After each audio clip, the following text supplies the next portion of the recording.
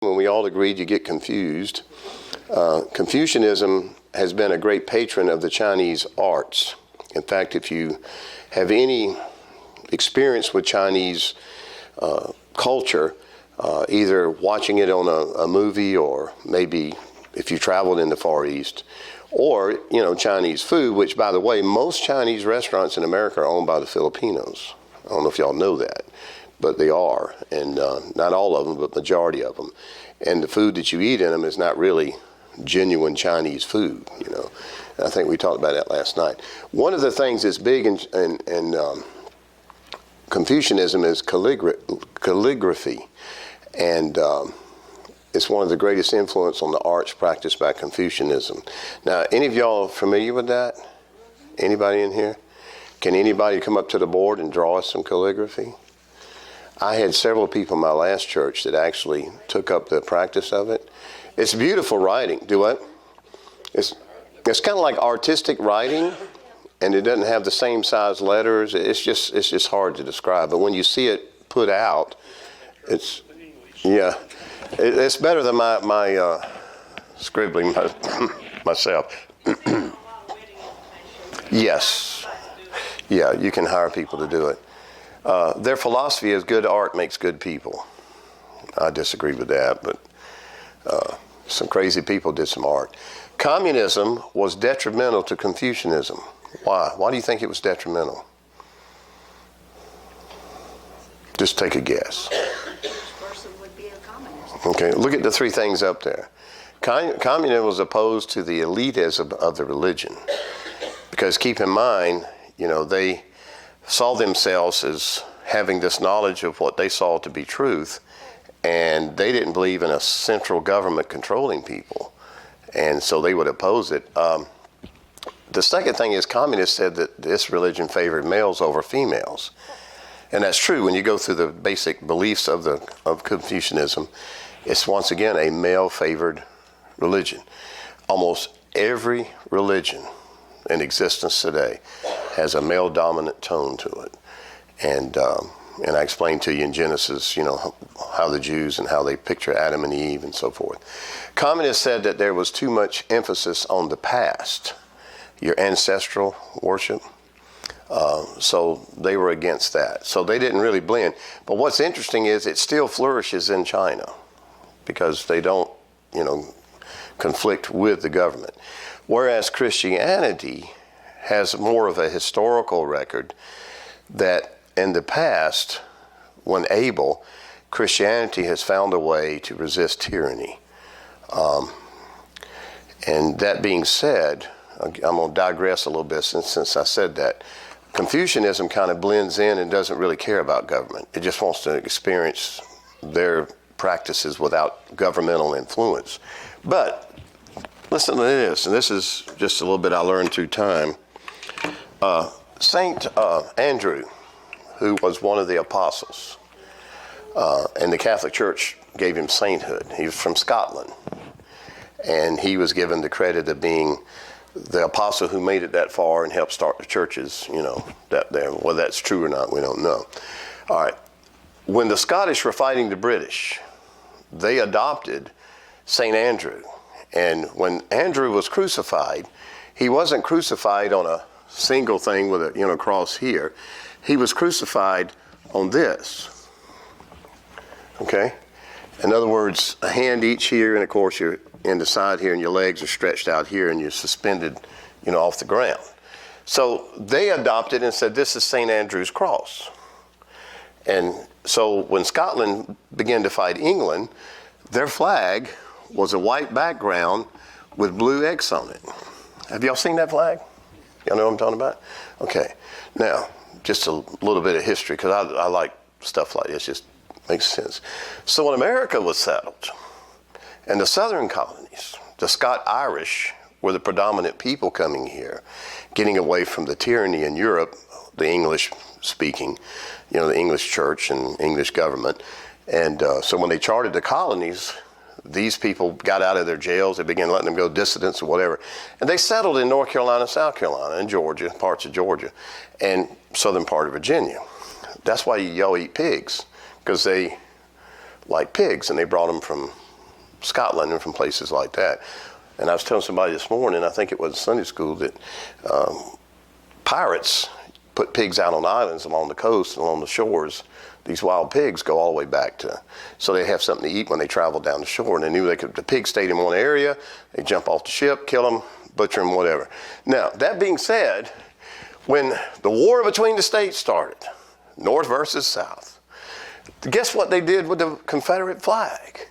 They started out with 7 stars, and then, of course, the bars, And then, for the battle flag, they chose St. Andrew's Cross and put the stars of the Confederate States in it because most of them were Scot-Irish. And they chose that flag as a resistance against tyranny. And that was the original purpose, to fight against, governments that whatever.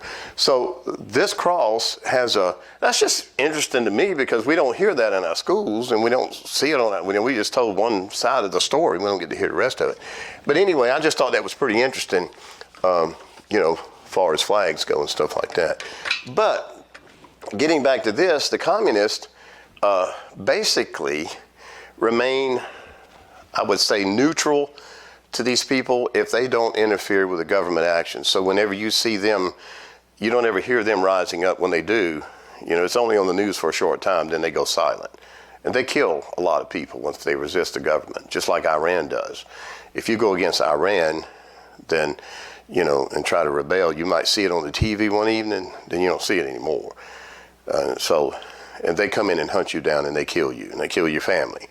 So resistance is minimal, but you got to keep in mind, not every home has a gun in it either, like we do in America.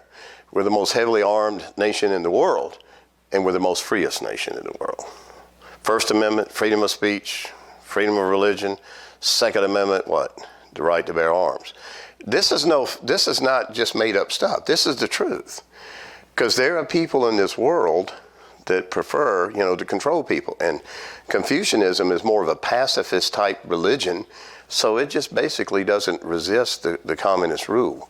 But in America, I would dare say if it gets any worse, we may see an uprising here that like we hadn't seen since the 1860s, because people know. Well, the people that do know is all the older people. The younger people are just kind of oblivious. They've got their heads hooked up to some kind of stuff and they don't know what's going on, but they're gradually pulling the wool over our eyes, But that's just something to think about as Christians. This is our country and it was founded by Christians. Now, the next slide. Restoration and change. Confucianism has gone through some change. And as each generation comes along, there's some who get more devoted and you have different levels of that. Virtues bring order to families and society, because remember they really put a high emphasis on the father and that order of the family. The lesser status of women is being modified. When you look, like I said, around the world, America is the best place for women to live, really. And a lot of these religions are very harsh on, and I've told you that before, when we get to Islam, you're going to be shocked with what they do and stuff, but Confucianism has the same thing. Blending science with teachings is gradually making a change, but it's real slow. Now, this word, I pronounce it Shinto, but some people pronounce it Shindato or Shindeo. They leave the T silent. Whichever way you have the easiest time pronouncing it, you can do that. It's primarily found in Japan. There's no known group or founder of Shinto. Worship of spirits that inhabit the natural world is a major part of what they believe. It is a nature religion, and they show veneration for departed ancestors. And of course, they also include emperor worship. It's also a part of it. Now, how many of you like to go to Japanese restaurants? Do y'all like it? I know Ken don't. He served in Vietnam, and he's not crazy about any kind of stuff over there. But if you go into any Japanese restaurant, most of them, all that I've ever been in, you see pictures of waterfalls, mountains, and they're lit up. Some of them are moving. They sometimes have a pool of water with fish in it. I call them giant goldfish, but they got another name for them. And they're in there. All those are symbols of trying to influence the spirits of nature.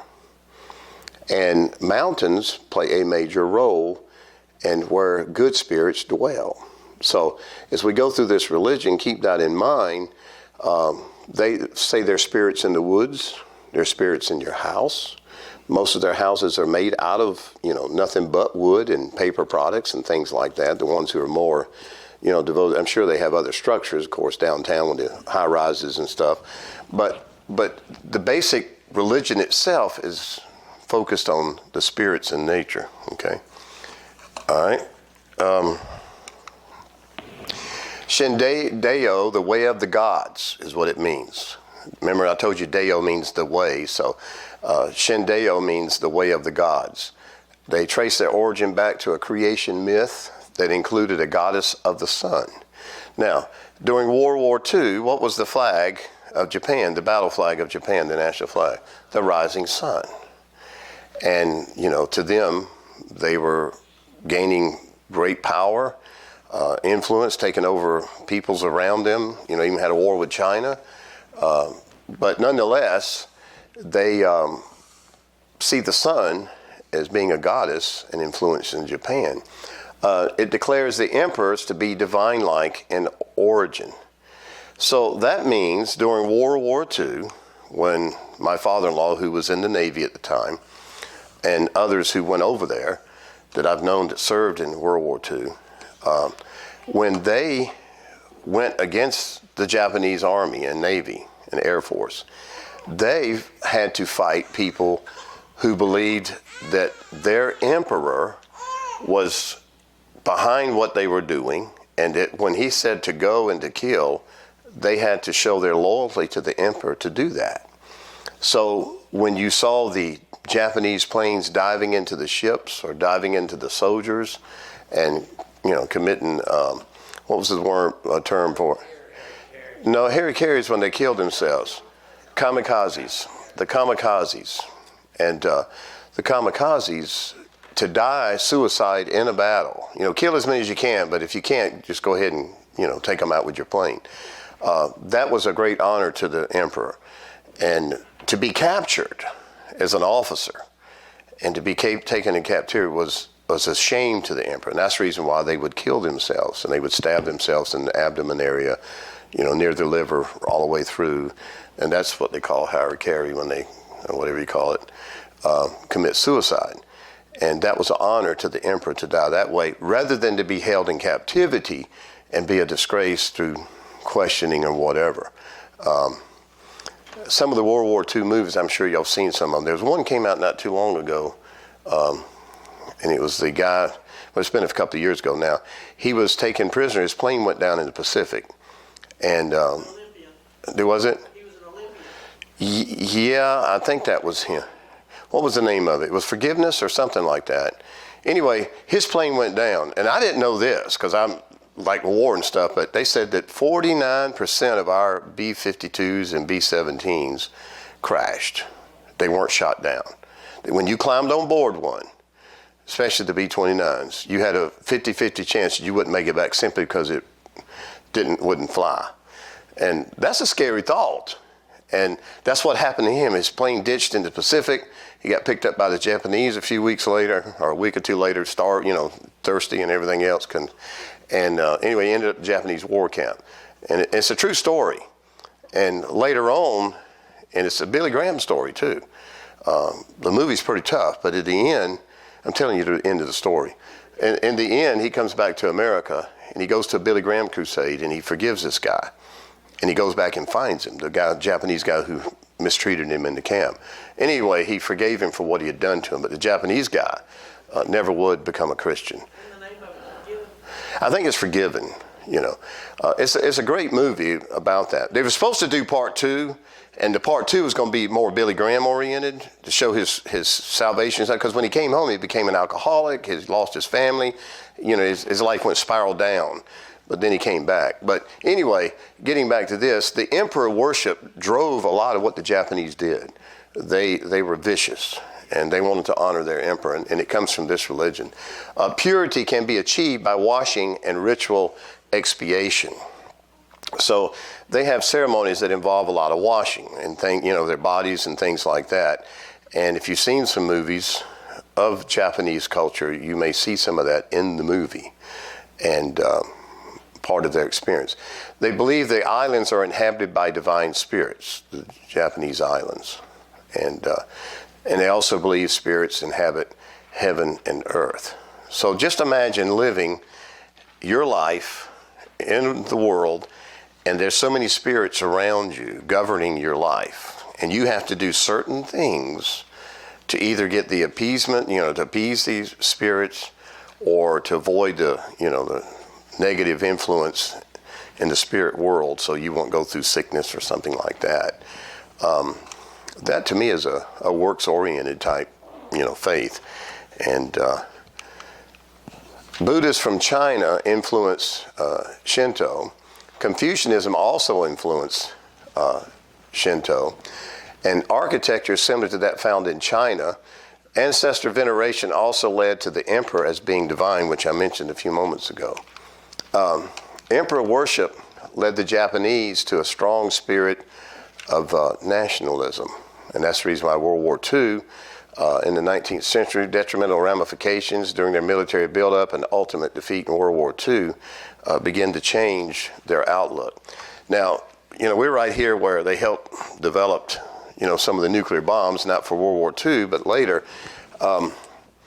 Does anybody know this trivia question, what the nuclear bomb was called? The first one they dropped on, it's called Little Boy.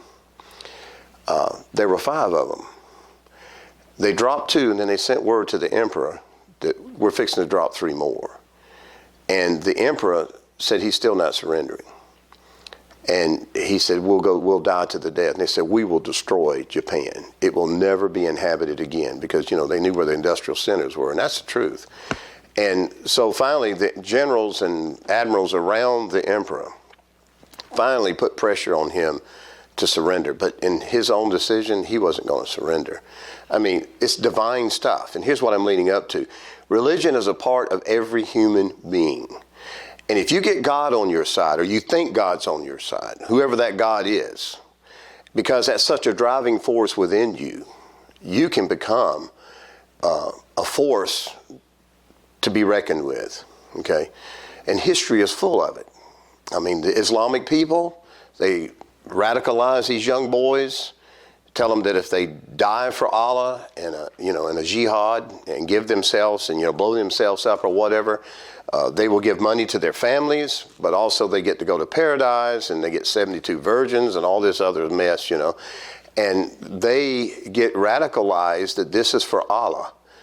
And, they, as they're dying, cry out, Allah Akbar, or whatever the words are, glory to Allah. So that is a killing, and it's authorized by the Quran. So as an Islamic person, you can get in that mindset, just like the Japanese did in World War II, and actually feel that you're fighting for your belief system, okay?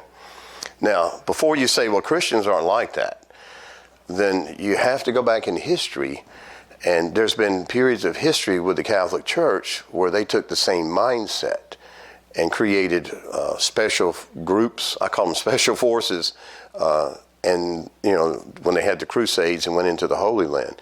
The agenda for the Catholic Church, as was told, was to rescue the relics from the crucifixion that the Arabs had captured in Jerusalem and restore Jerusalem back to a Christian, city. And that was what came from the Pope.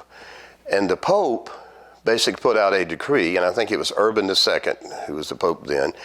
And Urban basically gave directions to form a special group of knights, these guys who all over Europe, wore the armor and stuff and were special fighters like special forces, and said that they would get special privileges in their spiritual walk with God if they would go and pursue that. And anybody that went with them, and so they would go to the Holy Land. And for a period of about 300 years, see, we see the Crusades and thinks it was just for a few years. They would have several crusades that lasted over, several hundred years. And they said to free the Holy Land.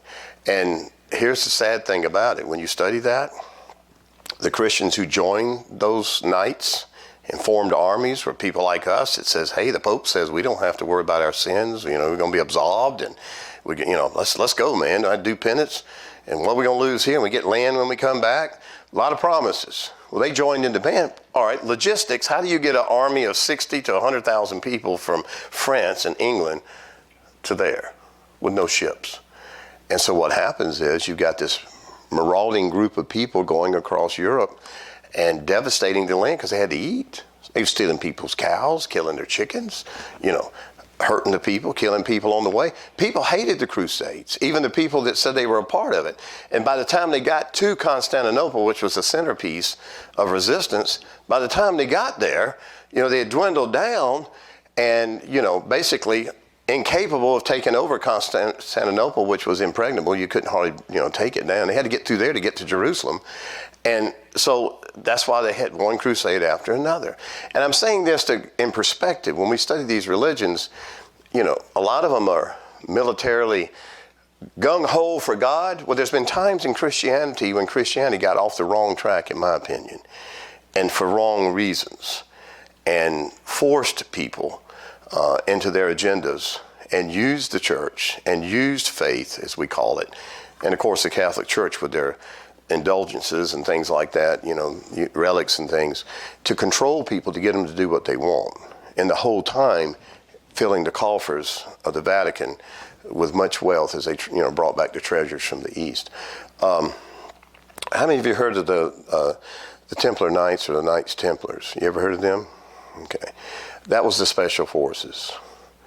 And by the time we get to the 13th century, they'd gotten so powerful and so rich that the Catholic Church was having problems with them. And so they brought up charges that they were doing things irreverently, that some of them were homosexuals. I mean, all kinds of charges. And they put them to death. It was on Friday the 13th. And from that time forward, Friday the 13th has always been seen as a spooky day. Before that, it was a good day. But after that, it can be traced back. Just a little bit of history. Keep in perspective, Christianity has its issues in history. Right here in this country. Did anybody see the movie Gods and Generals? Anybody seen that movie? You mean I'm the only one who's ever seen a history movie? I guess because it was 3 hours and 49 minutes. And the guy who wrote the book looked at the American war between North and South and said the North believed God was on their side and the South said God was on their side. And that comes out in the movie all the way through. And so they were fighting each other and both believed that God was going to punish the other one. And then when you get people like that who go into the church and the preacher says, God says go fight, God says go fight, And then you got Sergeant York in World War I. What was he? A resistor? Conscientious objector? Didn't want to fight? You read that story? Have seen the movie? I've seen the movie a dozen times. And he finally, his preacher told him that, you're not killing people, just to be killing them. You're doing it to defend America against evil. And so, anyway, I'm bringing all that out to show you that religion does play a part in history. And Christianity is, as much as we'd like to think. Now, I would say this, Christianity is not like that. And it's not like some of these other religions. But you have to keep an objective view. Otherwise, you can become biased and toward these different religions and never lead them to Christ. Essentials to belief are, at the core, is a recognition of mystical spiritual powers. Listen what they're called. They're called kami. Okay? Kamikaze? I'd like be interested to see what the kazi is. But it's a spirit that, drives these guys to do what they do. They're called kami, energies that animate nature for good or bad. So they can be either way.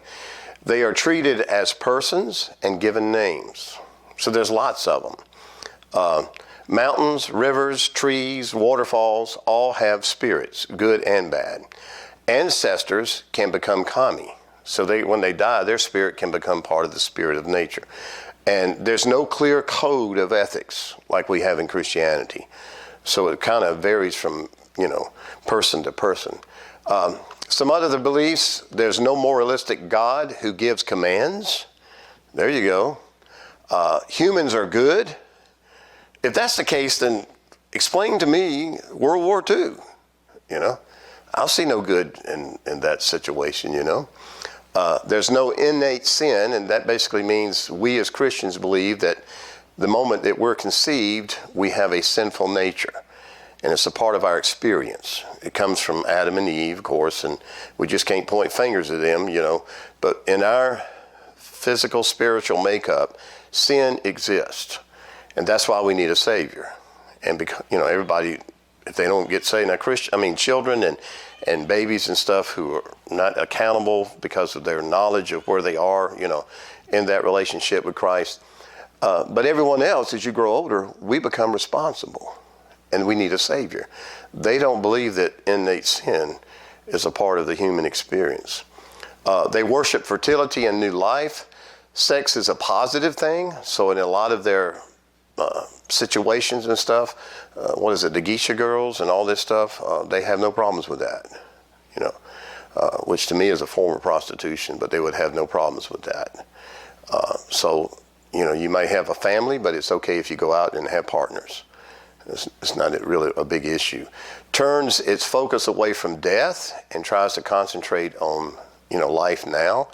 Keep bodies, house, and clothes clean, which is a part of their religious practice. So washing hands, taking your shoes off when you come in the house. I watched Fred Sanford the other night. Have you ever seen that episode when he was a Japanese? They wanted to buy his house. And they wanted to buy it started out $15,000. He's wanting to get them up to $50,000. But anyway, long story short, he went to their house and he had to sit at the Japanese tables low on the floor. And he was like, he couldn't get down there.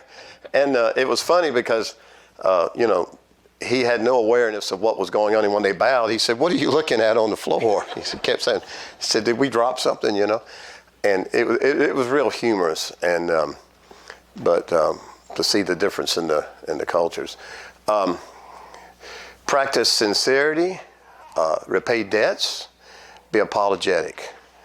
I don't know about repaying debts is a big thing because I'm sure they owe us something since World War II, but I don't know about that. But anyway, they're supposed to be very apologetic in their behaviors. Let me stop for a moment. Any questions or comments? Maybe something you've heard or you experienced? Have y'all ever met anybody with this practice or belief in the area? Or I'm sure in Beach Island you haven't, but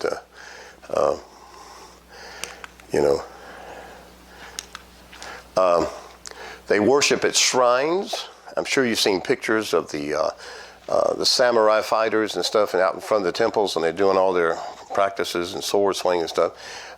They visit for blessings. These shrines, blessings for just about everything. Weddings are done outside of the temple in nature to receive a greater blessing. They're not done inside, a shrine. New Year is a special time. The home is thoroughly cleaned. I don't know what it would be like living in a house made with paper. Have you ever went through, maybe get up at night and bump into the wall? That'd be bad, bumping the wall and end up in the third bedroom to the right, That's what would happen to me, They decorate the door with an entry pine with bamboo. Bamboo represents persistence and pine is freshness. So when you come to the door, you wouldn't see a wreath, you would see these things on the door. And I've seen some movies and things, and I always wondered why the little window they would have the bamboo strips in it, and you'd see a pine cone hanging there. Well, that's part of their beliefs. Rice cakes are made for people that means wealth and fertility. So if you eat rice, lots of rice, it's supposed to bring you, prosperity. It's supposed to also bring you fertility, more children, your crops grow better, your animals are more productive by eating more rice. I can eat rice once in a while, but I'm not a big rice. How many of y'all like rice? You do? I'm more of a... Oh yeah, that's right. Now I'll tell you this. Now you're exactly right. My first church was in St. George, which is Low Country, and when we went to our first dinner at church, there was bowls and bowls of rice and butter beans, and I told Gil, I said, "I don't see any gravy." She whispered to me, "I don't either." Yes, and they say in Rome, do as the Romans do. and you put the butter bean broth on there, and some of them was eating green beans on rice, peas on rice. No, I'm serious. Anything that you could put on that rice, they put on it. And so I like butter beans and lima beans. So I went ahead and, they thought, and one of them did ask me, said, "Preacher, wait, do you always eat butter beans on your rice?" I said, "Nope, but I don't want to offend anybody, and one time is not going to hurt, And what, Bill? Somewhere in this state there is an invisible line. Below it you eat rice, above it you eat pinto beans. That line must be further up, because I don't. Well, do what? We lived in Campobello, South Carolina, which is just below North Carolina, and we ate pinto beans. That come from North Carolina. Yeah, that's a North Carolina thing. I married a Connecticut Yankee, and poor thing, he never got potatoes. Never got potatoes. Because I cooked rice. Yeah. Well, see, Gail got in the habit of cooking rice because, when you were there, they taught her how to can. I mean, they worked that girl to death because when she went to their house to get fresh, our grocery bill averaged about $15 a week because we'd come home from going to somewhere, and I'm serious, and we'd come back and there'd be bags of potatoes and corn and stuff. And then Gail says, "Well, I can't put all this." She said, "We'll be over at your house tomorrow and show them, get you some jars." They showed her how to can beans. They taught her how to make the sourdough bread. And I gained 45 pounds in 3 years. I'm serious. When I left there, I looked like that balloon that came over Chinese, I'm serious. Those people, and they put sugar almost in everything. And I didn't know they were doing it. And I said something about the peanuts one night because the peanuts were so good. Boiled peanuts, I'd never eat those. And the way they cook them, they were good. And so, long story short, I said, "This thing's all." I said, "These peanuts are so sweet." And yeah, we put some sugar in it, half a cup of sugar, and took the little bite out of it. I didn't argue with them. I just went to camp meeting and filled up on that. So rice is a big part of their experience. Soup promotes health. What do you get first when you go to your Japanese restaurant? You get soup. It looks like dishwater to me with a few little. Do what? Well, that or a little mushroom. Yeah, a little mushroom floating around. Yeah, if you get both of you. Called it what? Wonton soup or egg drop soup. Oh, okay. That's Chinese. Japanese is clear. Chinese is clear. Yeah.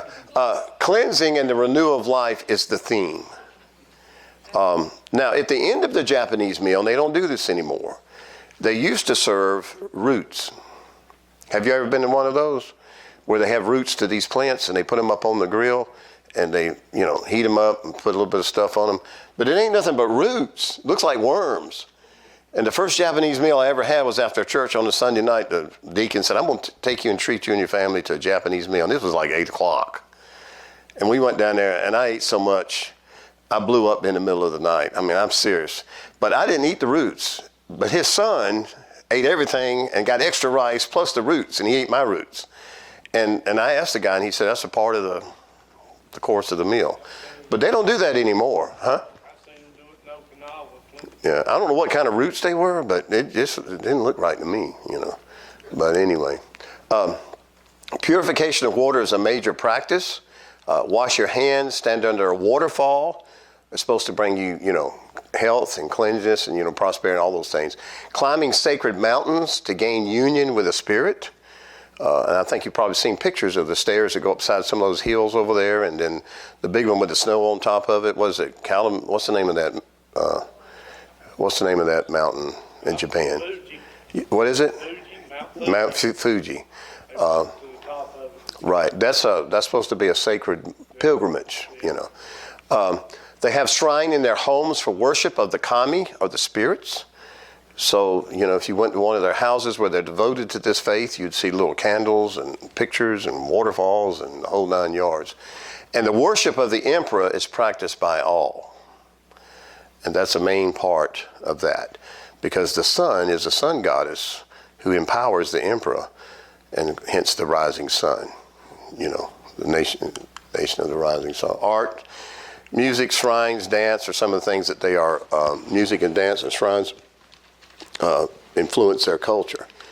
Okay, now I gave y'all Shinto, and I didn't know I would go this far. I thought y'all be asking questions and drag me down, So I'll get you notes for Judaism because she'll have them ready, unless they're on the back of those. Are they on the back of those? Okay. Let's get started. We got about 10 minutes or so. Judaism, believe it or not, is shaped by geography. And let me illustrate that with making one of my famous maps. If this is the Med Sea here, and this is the Sea of Galilee, and of course you have the River Jordan that comes from up here, and the low point on the earth is called what?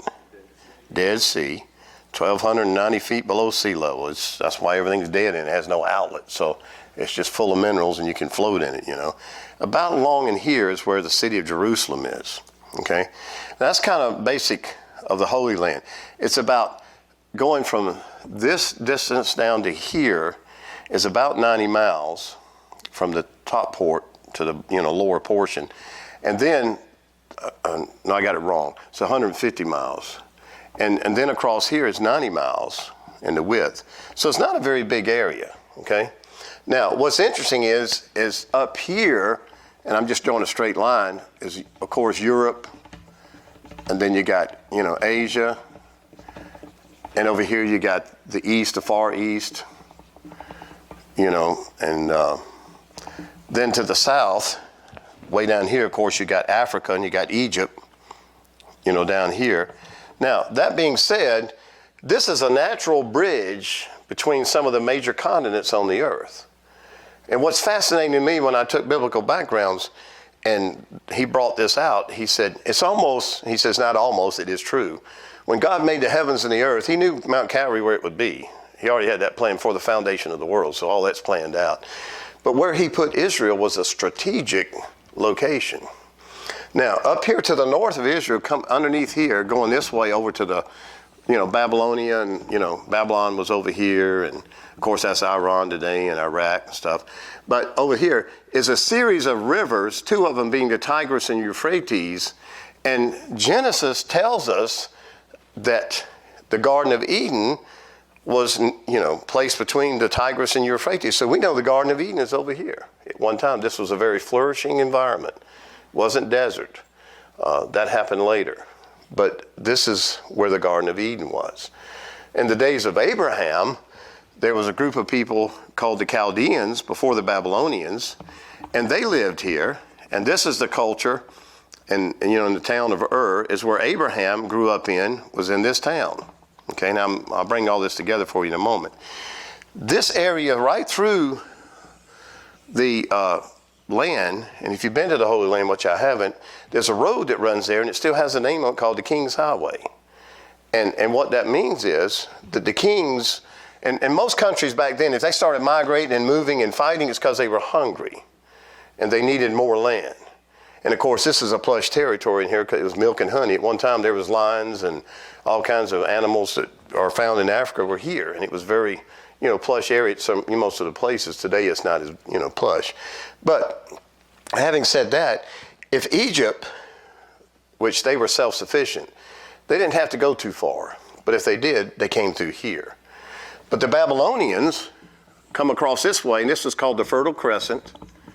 And by that, it means it had rivers, it had, enough animals and things to live off of. So if you were going to march to the Holy Land, you went this way and brought your armies this way. Up here, you had the Assyrians, you had another group was Assyrians and different ones here. And of course, later on, the Romans there. But this was a strategic area. It's almost like the center of the earth, geographically. And all the major empires were around it. And God said, this is your land. Now, the people that owned it first was the Canaanites, which was a group of people, they didn't fear God or nothing. They had their own religions and stuff, and they were pagans.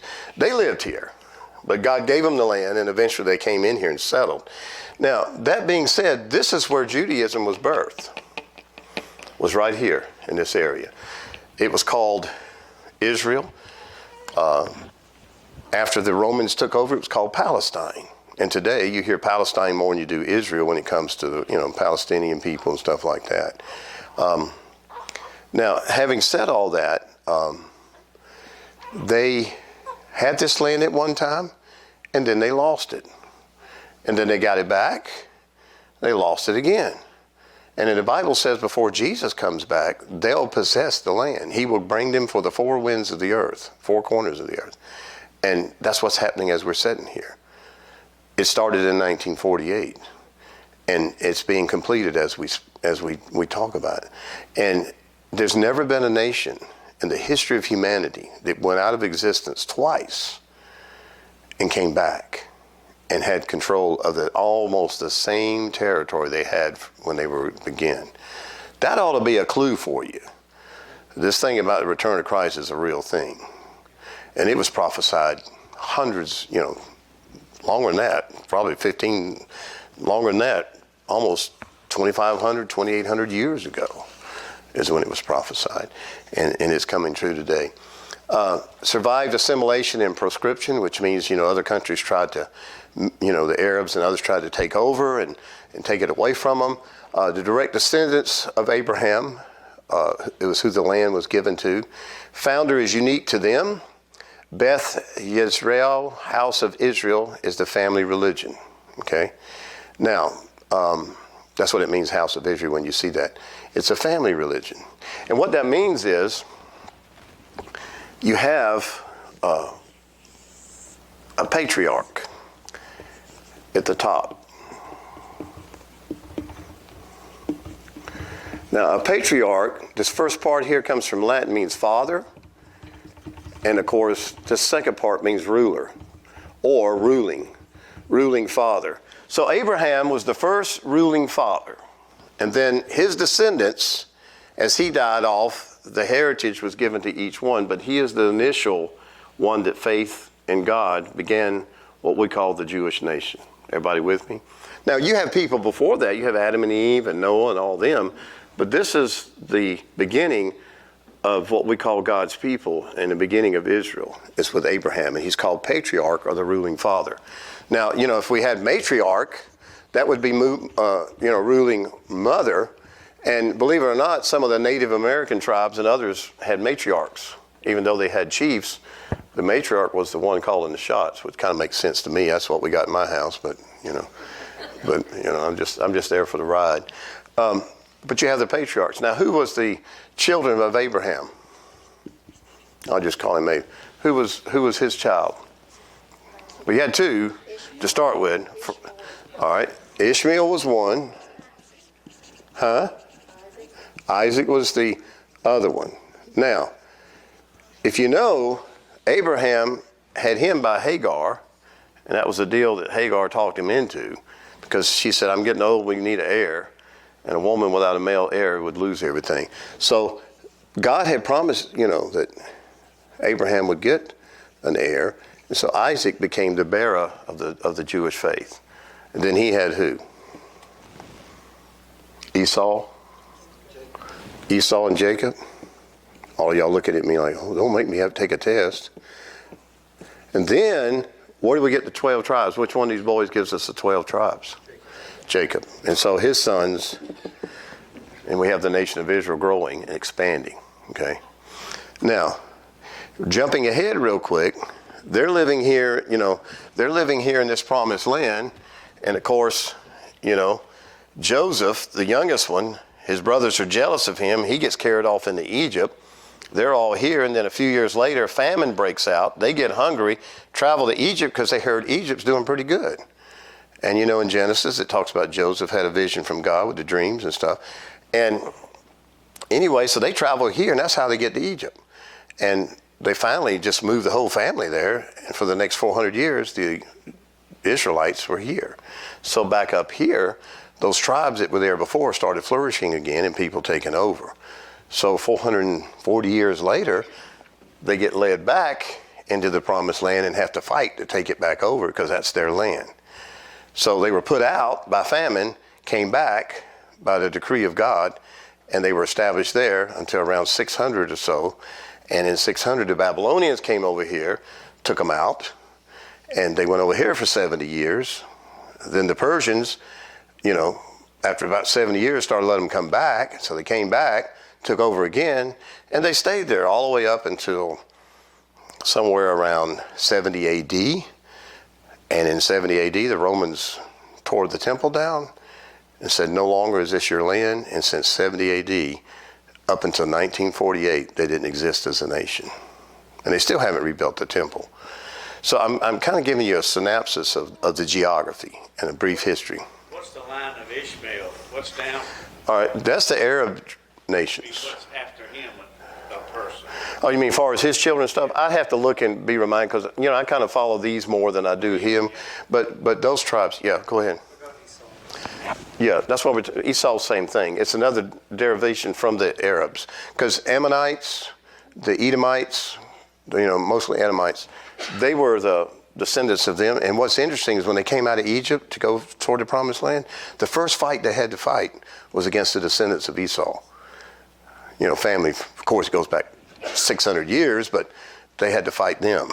And they thought they would lose. And that's a battle where, if you remember, Aaron had to hold Moses' hands up, because he was getting weak. As long as he held the rod up, they were winning.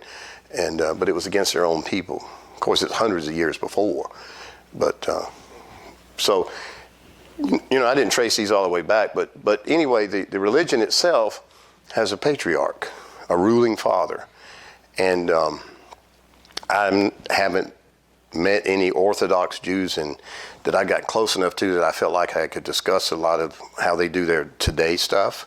But I know they're pretty close on keeping their genealogies up, at least the Orthodox Jews do, and stuff like that.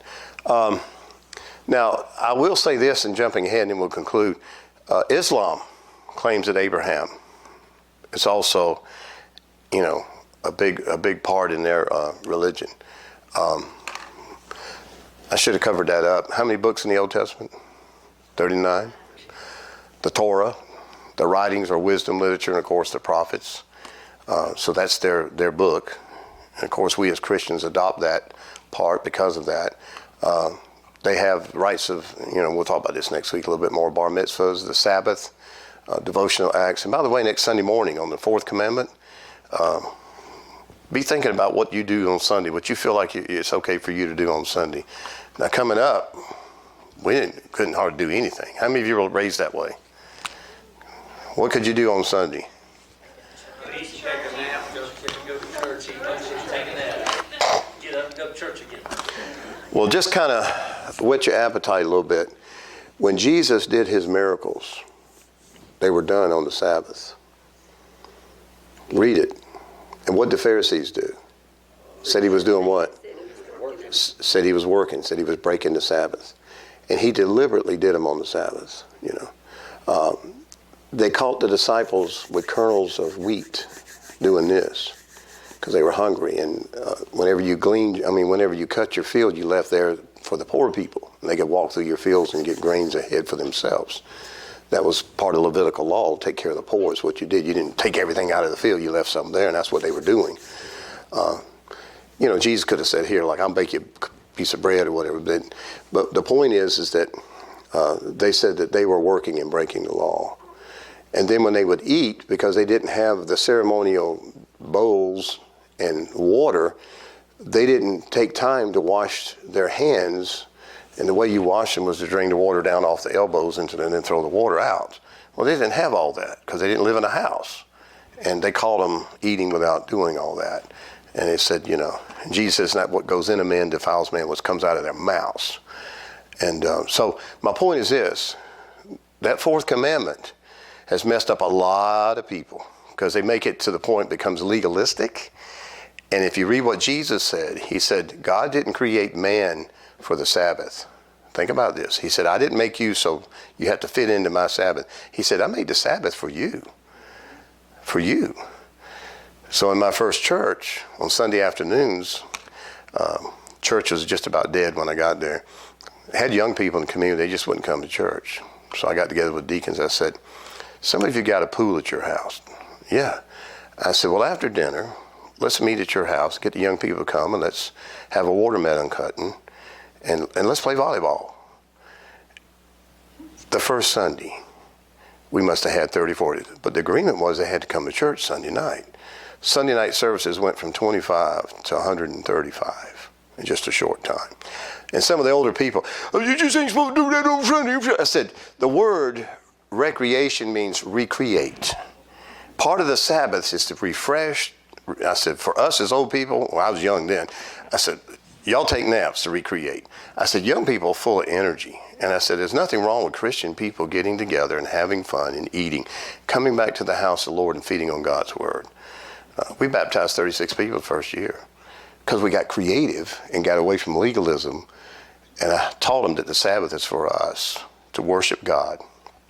And, and of course I had to fight, the dinosaurs that, well, when we grew up, we couldn't even go out of the house except the church. And I said, well, you got that from the Puritans. You didn't get it from the Bible. I said, Jesus ran in trouble with people like y'all, the Pharisees, that had it in their minds what should be done and shouldn't be done.